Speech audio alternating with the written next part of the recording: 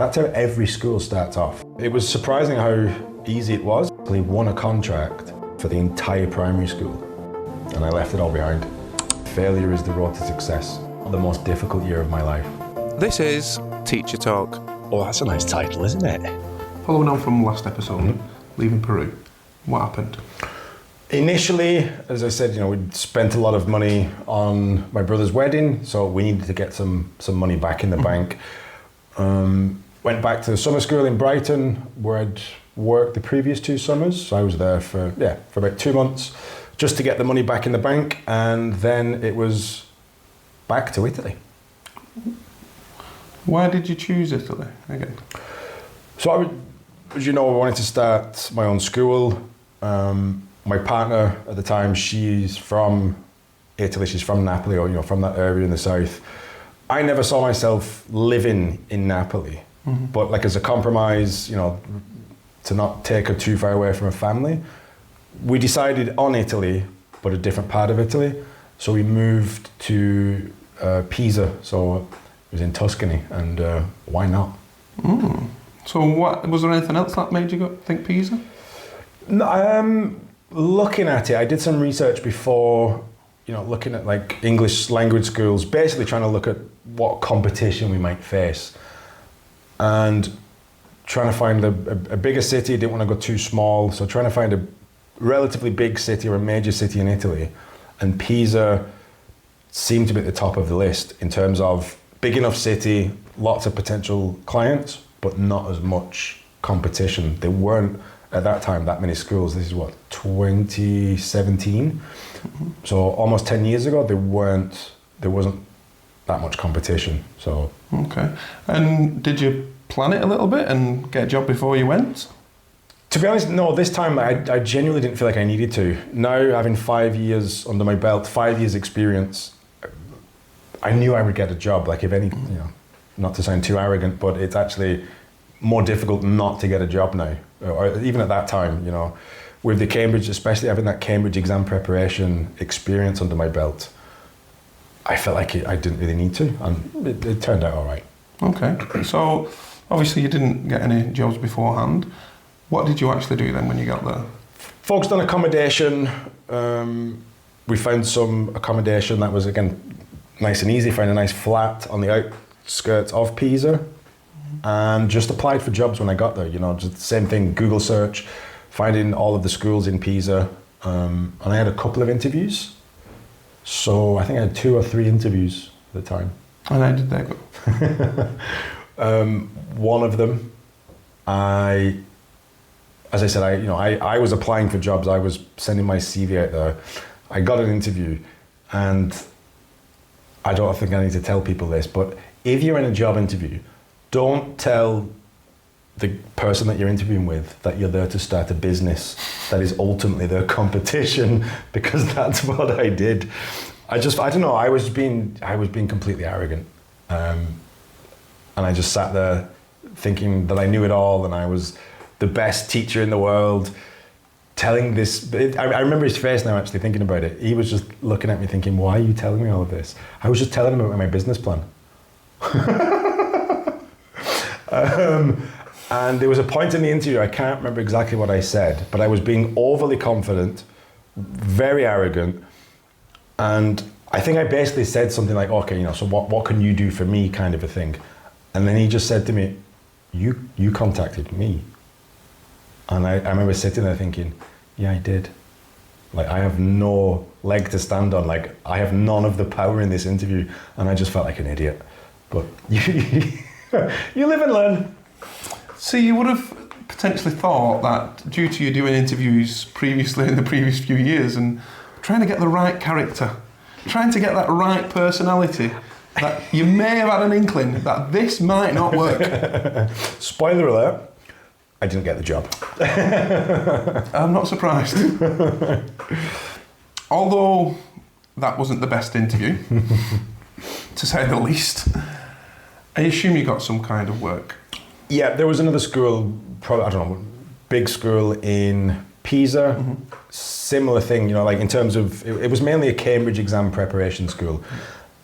And because of the experience that I'd had in Napoli, I got an interview and I got the job straight away. So yeah, and I always said this, you could interview for 100 schools. You could send your CV to 5 million schools. Really, you can only work for one, really. Mm-hmm. Sometimes you have to cherry pick and take work from other schools, but ultimately, you only need one. So I was happy with that. But I assume your approach for that interview was a bit different. Yeah, no, I'd learned my mistake. I've never done that since. Oh, God. Right, so obviously you're back in Italy, but it is a different part of Italy. I assume a different kind of setup. What was it like teaching? Yep, back in a school, school with classrooms, there was a building. We weren't in people's homes and kitchens and dining rooms this time, but larger classes because it was a classroom, so I don't know, maybe 15, 20 kids sometimes. Same thing, preparing children for the young learners exams, the starters, movers, flyers, and then sort of teens, older teens, university students for the first certificate exams, Cambridge advanced exams, all the stuff that I'd done all my time in Italy. So it was great this time walking into a place where I knew what I was doing. So yeah. Yeah, I assume very comfortable. Very. So what was the highlights? Being comfortable, I knew what I was doing with the exam preparation stuff, so I knew I was the right teacher for the job. But the school that I was working for, they had contracts with other public schools all across Tuscany, and one of the contracts they had was with they had a few groups, teenagers, preparing them for, again, Cambridge exams, the PET, which is B1, the first certificate, which is B2, the advanced exam, which is C1. And they needed, I think, about 10 teachers. They had a lot of groups to go to Florence twice a week. So for the whole year, I got to twice a week, jump on the train and go and work in Florence twice a week, which was just incredible. Because for me, Florence, it's my favorite city in the whole world. So having that, what a privilege that was to be able to do that. Well, that's a big statement in itself. It's one of the favourite. I've never been. Would like to visit after you're saying that. I recommend.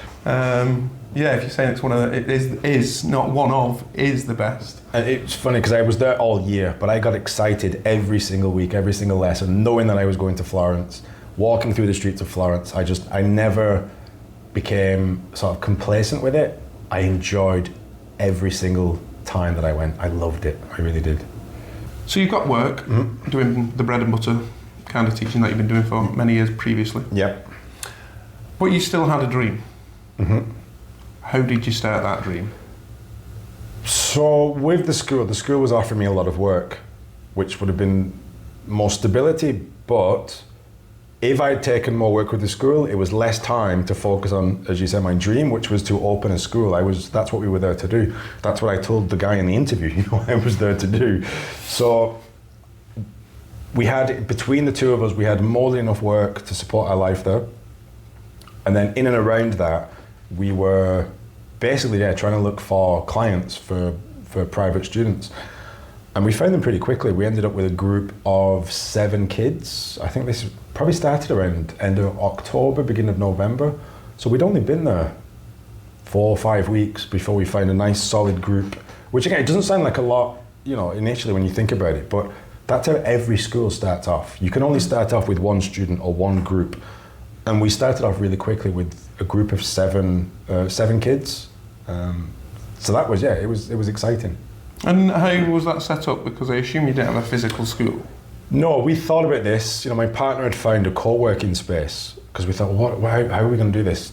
Do we really want to be teaching in people's homes? Is it going to be that easy? Because we didn't know anybody in the area. So did we want those early challenges?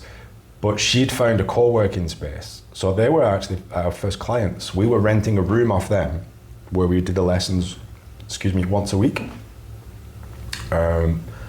And they had a daughter who, perfect, I think she was about 9, 10 years old. So that's the perfect age for kids to sort of start learning English, especially at this level.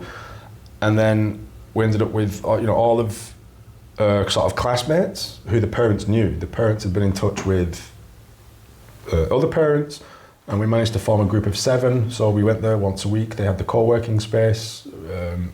Yeah, it was just, again, a really simple idea, but by just, I don't know, Google searches and making a few phone calls and talking to the right people. So yeah. It seemed like everything fell into place quite easily there then. It really did. It was surprising how easy it was. I still went into it quite naively, but it was actually really easy to do. And that just goes to show, like, building a school or any sort of business, initially it is a very simple idea. Getting the basics is a very simple and very easy thing to do. You just have to get started. And we definitely got started with it. So as you mentioned, you've got 7 students, you've got a group. One group isn't enough to sustain a school. No. And keep going. How was things progressing in that? The key thing is having continuation of clients, having returnees basically.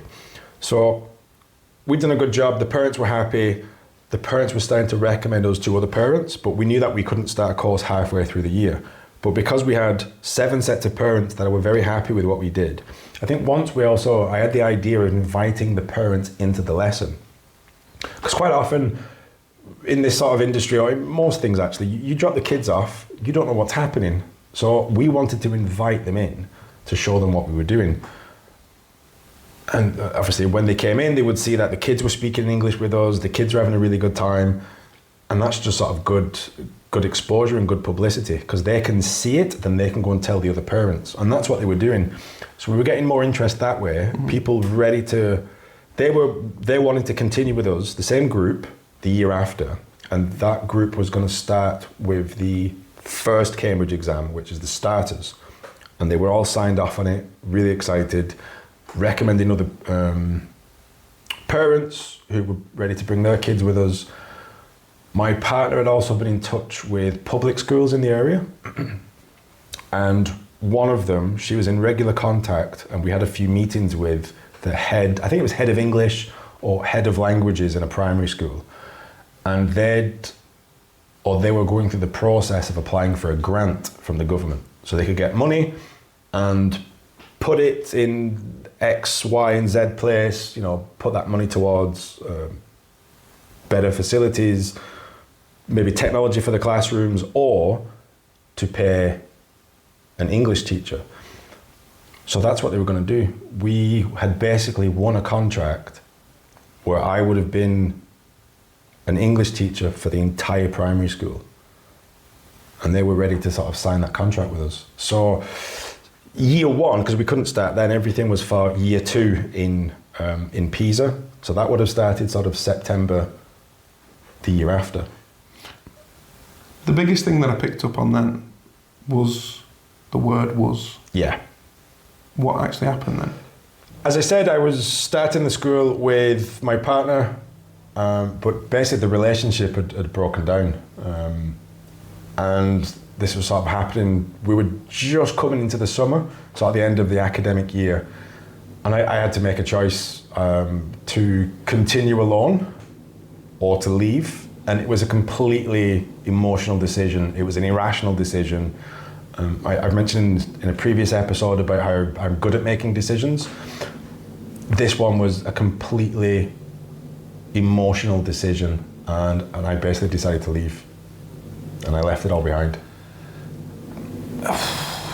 Again, that's because you're chasing your dream, and it started to become a reality. Yeah.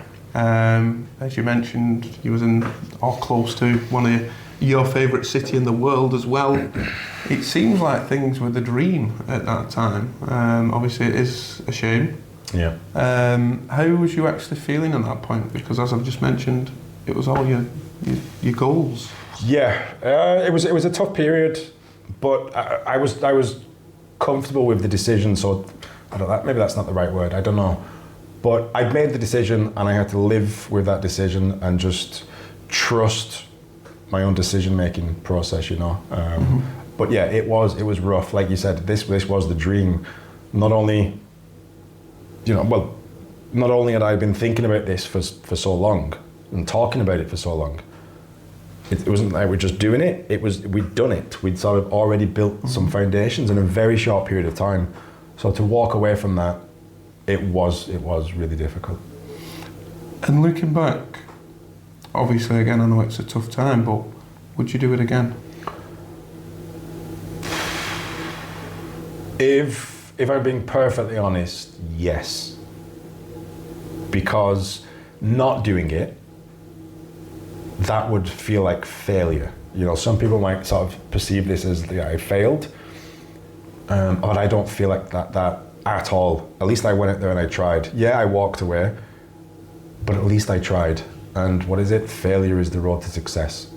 Going back to the relationship, when did you actually know that it was over then?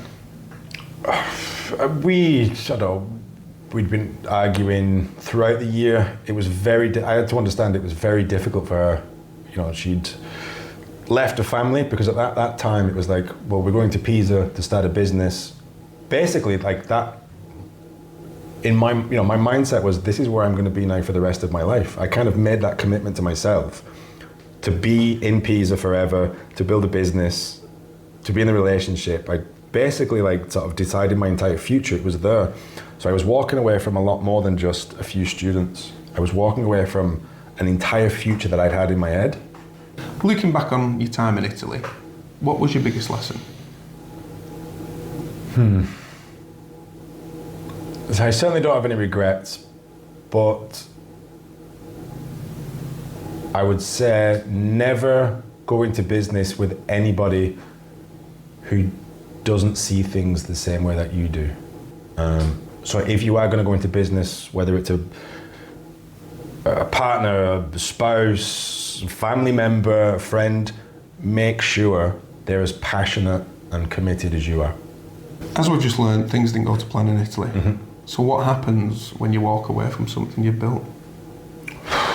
Honestly, the next year after that was one of, if not the most difficult year of my life. After everything, Kane walks away. Back home, starting again, and what comes next is the toughest year of his life. If you're not subscribed yet, make sure you are, and we'll pick this up in the next one.